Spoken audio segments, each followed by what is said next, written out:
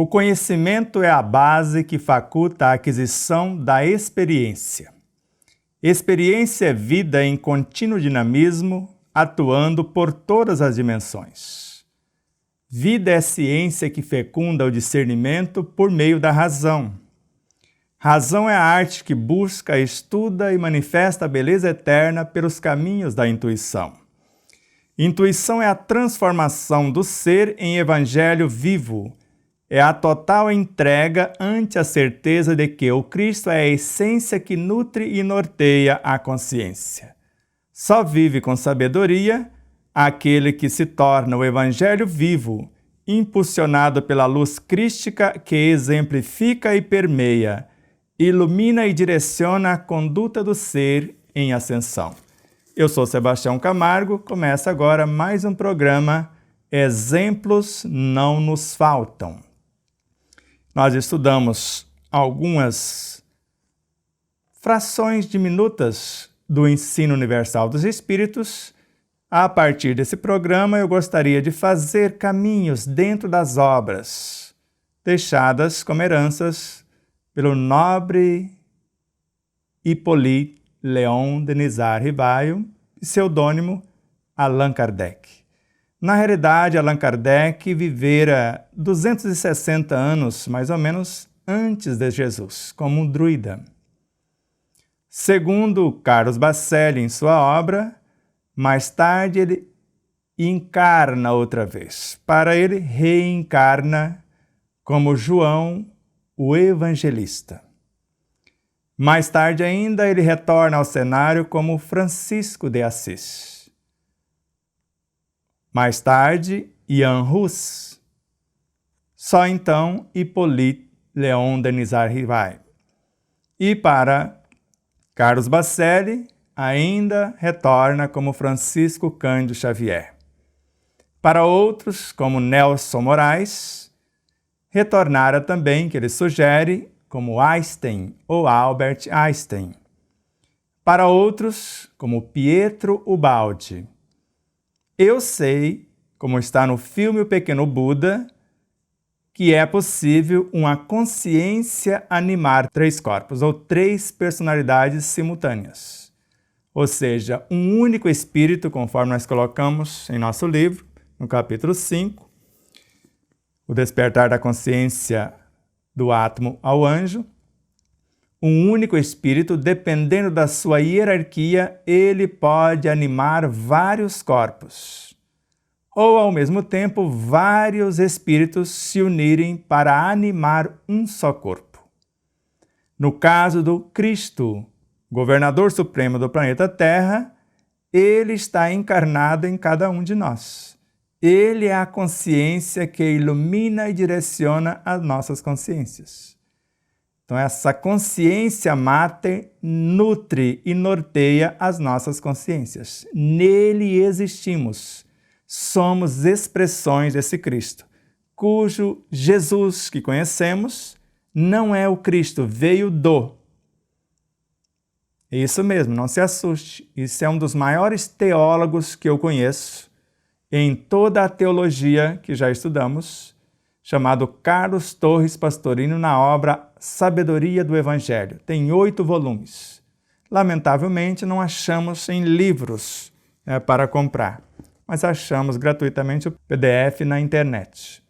Então, lá ele narra que Cristo é o governador supremo do planeta Terra. Jesus é uma fração desse Cristo, como se fosse um médium entre ele e a nossa realidade. Porque ele veio dizer a nós, quando incorpora, quando esse Cristo por meio dele se expressa, dizer mais ou menos estas máximas. Eu sou a luz do mundo. Eu sou a porta das ovelhas. Quem me vê, vê o Pai. Sigam-me vós, e assim sucessivamente. Como bem também definiu Paulo de Tarso, siga-me vós, porque eu já sou igual a ele. Sede vós iguais a mim. Já não sou mais eu quem vive, é o Cristo que vive em mim. De modo que, sabendo dessas realidades, e na questão 625 da obra O Livro dos Espíritos, Ele é o nosso modelo, o nosso guia, o nosso Senhor Jesus Cristo. E ele disse que não veio destruir a lei, mas dar-lhe cumprimento. Assim vos dizia aos antigos, olho por olho, dente por dente. Eu, porém, vos digo. E assim sucessivamente. Então agora, esse missionário do Cristo, um dos mais lúcidos discípulos de Jesus, como bem definiu Emmanuel na obra Caminho da Luz, falando de Allan Kardec. E ao mesmo tempo, para colocar um pouco de lenha mais nessa fogueira, você percebe que dentro do nome de Hippolyte Léon Denis Sard Rivail. Percebeu? Por que o nome de Léon Denis está dentro do nome de Hippolyte Léon Denis Sard Rivail? E Léon Denis vivera com Jan Hus, com o nome de Jerônimo de Praga. Está sentado, respira fundo agora. E aí volta como Léon Denis, que conheceu o seu mestre com 18 anos de idade, conheceu o Livro dos Espíritos e, consequentemente, o próprio Kardec. Só que a diferença é, se é a reencarnação de Jerônimo de Praga, Léon Denis, então Jerônimo de Praga não existe mais, como nós falamos em programas anteriores. Só que Jerônimo de Praga foi o mentor de Léon Denis durante 50 anos. Então eu posso viver uma experiência como uma árvore e quando me tornar árvore, espírito consciente, como foi Léon Denis, que para não negar o Cristo e nem a mensagem de Jan Hus, como Jerônimo de Praga, Jan Hus, para não negar o Cristo, foi queimado vivo. Léon Denis, para não negar ambos, foi queimado também, mas como Jerônimo de Praga. E agora volta uma fração do Jerônimo de Praga, que é o que nós conhecemos como Léon Denis. Por isso que eu falo tranquilamente, Allan Kardec pode ter encarnado como Albert Einstein e deu continuidade, se analisarmos a obra de Einstein, é a continuidade da obra de Kardec.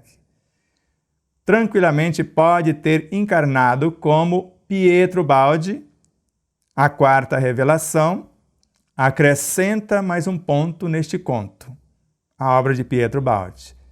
E, ao mesmo tempo, alguém para dar continuidade ao que Kardec havia preparado e escreveu mais de 500 obras, que é o caso de Chico Xavier, para divulgar o ensino universal dos Espíritos. O que menos importa é se você acredita nisso. Eu tenho certeza que essas três personagens são frações da consciência Hippolyte Léon Denis Sard Rivail. Não de Allan Kardec, porque Hippolyte é uma fração de Jan Hus, que é uma fração de Francisco de Assis, que é uma fração de João Evangelista, que é uma fração de Allan Kardec. E Allan Kardec é esse gigante que abraça todos esses personagens e um tanto mais, e por isso realiza esta obra imensurável. A ponto de, num dos congressos espíritas brasileiros, no qual Kardec foi convidado a presidir, está muito claro na mensagem de um dos luminares, que me parece Bezerra de Menezes. Ele retorna ao orbe terrestre para não mais sair daqui enquanto não concretizar o mundo de regeneração. Então, alguém que retornou ao orbe terrestre, no mínimo, é um extraterreno. Então, esse espírito vem de muito longe por amor ao Cristo, por amor a nós. Então, agora, se eu tenho quase a idade do universo como espírito, e na obra O Livro dos Espíritos, na questão 455, como eu disse, quando eu afasto a minha alma do meu corpo, eu olho para um lado, vejo o meu espírito. E o mais interessante é que nessa questão, e em outras obras de Kardec, quando esta alma afasta do corpo, ela adquire a emancipação do corpo. O corpo perde a sua influência sobre ela. E, ao mesmo tempo, quando ela aproxima do espírito, da sua consciência, do seu todo, ela enxerga o interior dos músculos, o interior de suas células. Imagine a cena. Pensa que é só Superman que tem olho de raio-x? Não. Nós também somos super-homens. na essência consciencial da qual proviemos. De modo que, se estudarmos de fato a nossa realidade como seres imortais, veremos, como está na questão 909 do Livro dos Espíritos. O homem poderia sempre vencer as suas más inclinações pelos seus próprios esforços? Sim, e na maioria das vezes fazendo pouco esforço. O que lhe falta é a vontade. E agora saímos dessa questão que está na terceira parte da obra e vamos para a obra que estuda, que começa a decodificar essa questão que é o Evangelho segundo o Espiritismo.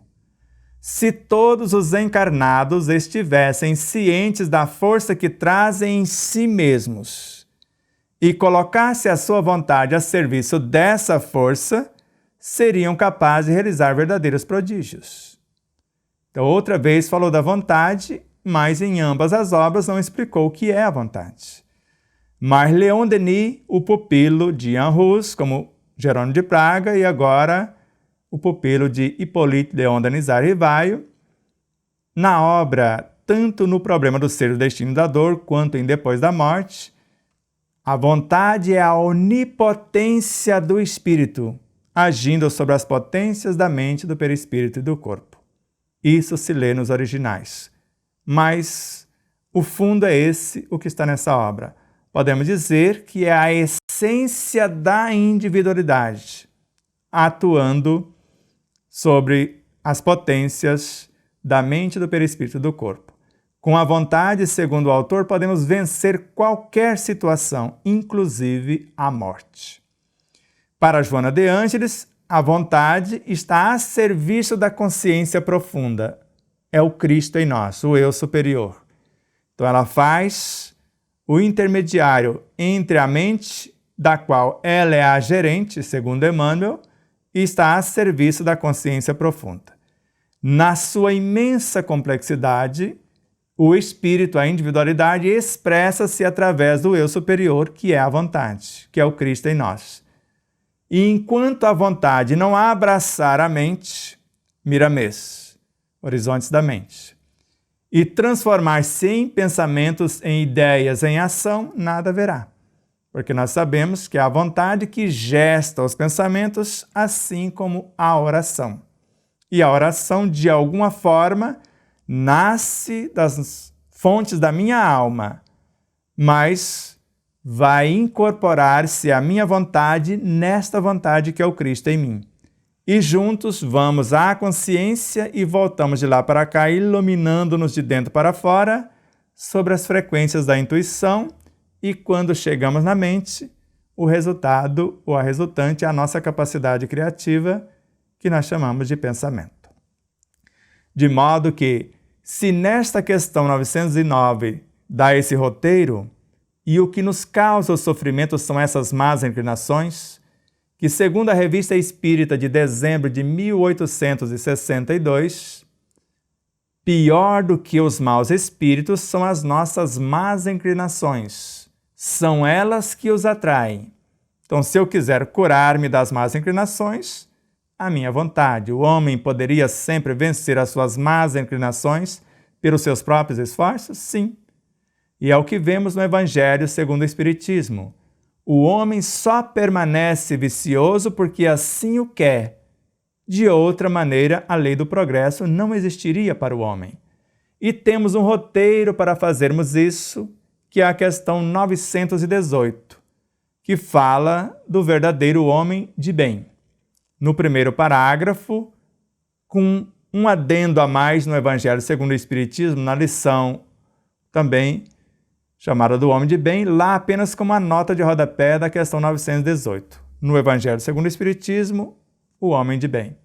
O verdadeiro homem de bem é aquele que pratica, não o que conhece. É aquele que pratica a lei de justiça, de amor e caridade na sua maior pureza, que por sinal é a 10ª lei moral da terceira parte do Livro dos Espíritos, as quais o Evangelho segundo o Espiritismo estuda. E essa 10ª lei morais foi uma sugestão de Allan Kardec, segundo Joana de Ângeles, na obra no rumo da felicidade. Foi ele que sugeriu essa 10ª lei para sintetizar a lei de adoração, de trabalho, de reprodução, de conservação, de destruição, de sociedade, de progresso, de igualdade, de liberdade. Justiça, amor e caridade, na sua maior pureza. Ele interroga a sua consciência. Como que eu posso interrogar a consciência se eu não sei o que é? Agora já temos a noção do que é. E sabemos também esta lei. Para ver se não violou essa lei, se não fez o mal. Para não fazer o mal, é fácil. Mas não basta não fazer o mal. E se fez todo o bem que podia. Se não negligenciou voluntariamente nenhuma ocasião de ser útil. Essa negligência é o que está no Evangelho segundo o Espiritismo. Se não negligenciou voluntariamente nenhuma ocasião de ser útil, tem no Evangelho segundo o Espiritismo, no mesmo parágrafo, mas não tem no Livro dos Espíritos. Aqui tem um adendo a mais. Se ninguém tem o que queixar-se dele, se fez a outrem tudo o que gostaria que ele fizesse. Se cumprirmos essa pauta, não erraremos o caminho. Não tem como não dar certo.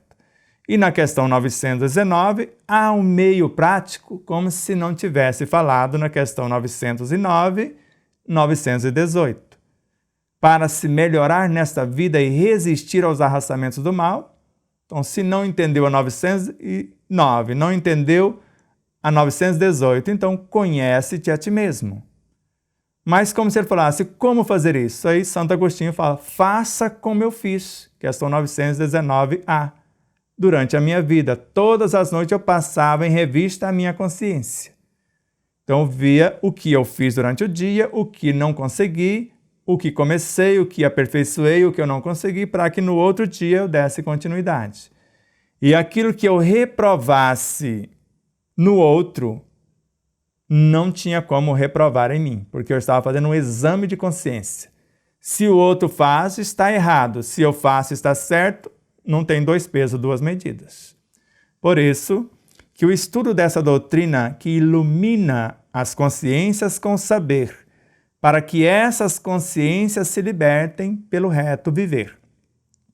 E nós vamos enxergando nas demais obras coisas formidáveis, como no Livro dos Médiuns, na sequência da questão também falando de vontade, se eu usar a vontade convenientemente, eu posso criar átomos, transformá-los em alimentos e em medicamentos. Ou seja, eu posso processar a autocura.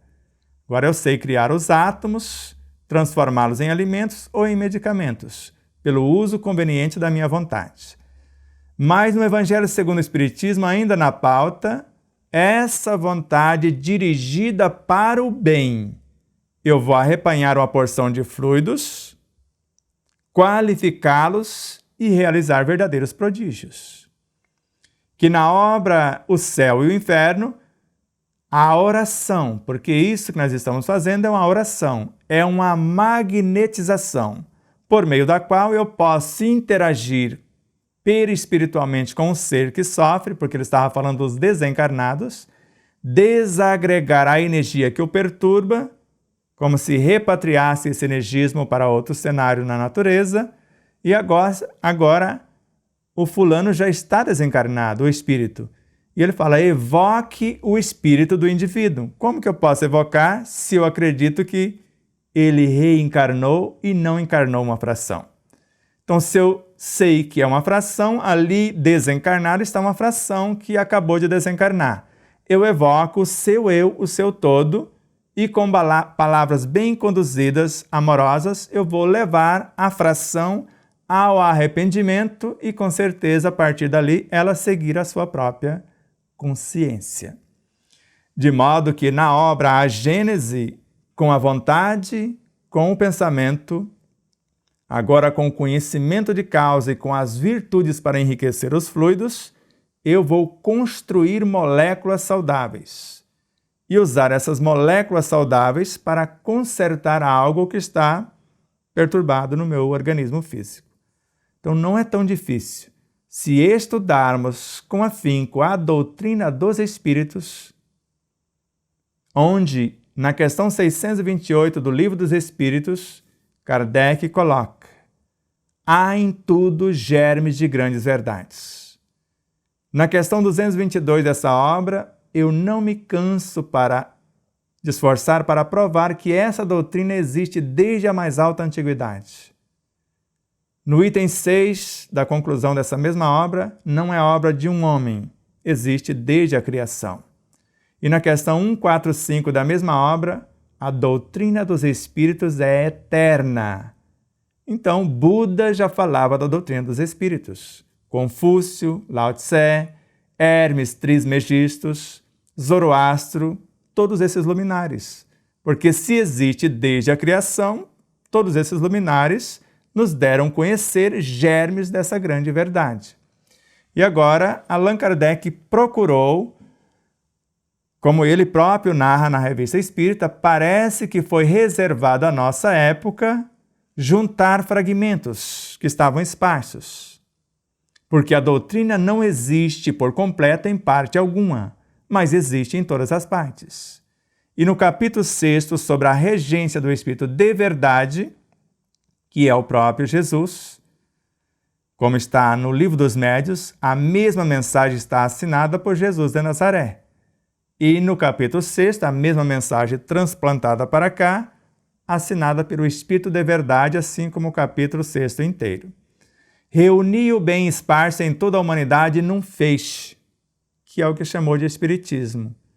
Venho como antigamente vim entre os filhos transviados de Israel. Pode imaginar o próprio Cristo, ou, segundo Carlos Bacelli, João o Batista. Isso não invalida a pauta. De modo que ele prometeu nos enviar um outro Consolador, o Espírito da Verdade. Então nos enviou uma falange de espíritos para falar em seu nome, cujo espírito líder, a consciência da falange, o próprio Jesus. De modo que se estivermos disponíveis ou dispostos a estudar a partir da obra de Allan Kardec, depois, Leon Denis como apóstolo do Espiritismo, Gabriel Delany, Alexandre Aksakoff, Hebe Sajan, Ernesto Bozano, Camille Flammarion e vários outros como Gustave Gelei, de sua época, e até chegar aos dias atuais com Emmanuel, Joana de Anjos, André Luiz e tantos outros, vamos compreendendo que a cada segundo chegam novas informações. É uma doutrina viva, no dizer de Leon Denis. Ela progride por evolução, conforme está em O Problema do Ser, o Destino e da Dor. Ou na própria Gênese, no capítulo 5, no capítulo 1, no item 55. O Espiritismo caminha com o progresso e jamais será ultrapassado. Ele assimilará sempre todas as doutrinas saídas do domínio da utopia transformada em verdades práticas. Se assim não fizer, ele se suicidará, cessando de ser o que é uma doutrina que progride por evolução. Se a ciência lhe demonstrar que ele está equivocado em um ponto, ele modifica esse ponto. Se ela trouxer novas revelações, ele as aceitam, porque diante de fato não existem argumentos. De modo que, se você quiser estudar conosco, começar por uma síntese mais fácil, nós tentamos fazer isso nesta obra, não só as obras trazidas por Allan Kardec, mas também por Leon Denis, por a maioria desses luminares, tem mais de 200 autores nesta obra, sendo que estudamos mais de 1.700 obras para configurá-la. O site despertardaconsciência.com.br está à sua disposição. Além da nossa loja virtual, na qual você pode adquirir o livro para estudar, para o seu grupo de estudo. Lá tem os links para as nossas redes sociais, os aplicativos para o acesso à TV Web, a própria página da TV Web. Tem o WhatsApp 2 para tirar dúvidas, e-mails, telefones fixos. Você vai achar lá no nosso sítio uma infinidade de coisas. A distribuição oficial ou distribuidor oficial é a Mega Livros, site megalivros.com.br. Você pode comprar por atacado e no site também pode adquirir a varejo também. Tudo que você compra no site O Despertar da Consciência, todo o montante dos recursos vem para o projeto. Qualquer outro site, sem desmerecer a Mega Livro e nenhum dos distribuidores, nós temos que dividir o pão. Dividir o pão com eles. E assim, agradecemos todos os nossos parceiros, a TV Web Frutal, Web Rádio Portal da Luz, Portal Espiritismo Andradina, TVC de Três Lagoas e todos os demais que se chegarem, a você, telespectador, que é a causa do nosso existir, a você que se inscreveu em nosso canal, a você que deseja escrever, a você que já está compartilhando os vídeos, a tudo e a todos os seres que nos ajudam de uma forma direta ou indireta nesta pauta iluminativa, a nossa gratidão profunda. Rogo a Deus nesse instante divino que nos abençoe e multiplique milhões de vezes cada gesto de cada um que nos auxilia. Os patrocinadores do programa, como a Alvorada Veículos em Três Lagoas, a Matsumoto Imóveis em Três Lagoas, o Hotel Del Príncipe em Marabá, a Pousada Colonial em São Luís do Maranhão, Pousada Colonial é o Hotel Del Príncipe, José Benedito é o seu agente, Márcio, Bruno e Vanderlei, Alvorada Veículos, Ana Helena Matsumoto é a da Matsumoto Imóveis. E assim, Deus nos abençoe com muita luz, com muita paz, que multiplique milhões de vezes quem faz a doação mensal, quem faz a doação esporádica no nosso site, quem nos ajuda de uma forma ou de outra com as suas vibrações amorosas, a tudo e a todos os seres, onde quer que se encontrem. Deus nos abençoe, o Cristo nos ilumine, que os benfeitores nos amparem, os elementais nos sustentem e que nós possamos contribuir para o pensamento na verdade do Cristo. Sentir a verdade que estamos pensando, falar a verdade que estamos sentindo e viver a verdade que estamos falando. Grande abraço e muita paz.